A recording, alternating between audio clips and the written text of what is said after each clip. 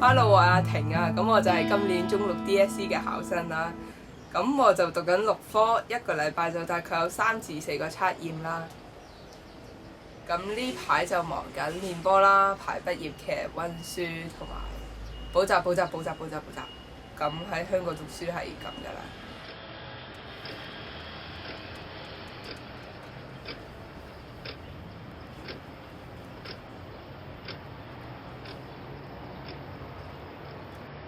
咁我覺得依家最重要嘅事就係要入大學啦。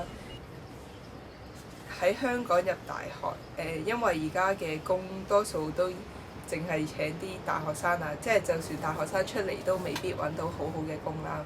所以呢個係揾工嘅入場券之一咯。如果話你中六出嚟嘅話，就一定唔會揾到一啲你會想做嘅工咯。我都幾中意返學嘅，讀書而家有個好清晰嘅目標啦，就係要入大學，所以我都覺得幾好咯，有個好清晰嘅目標。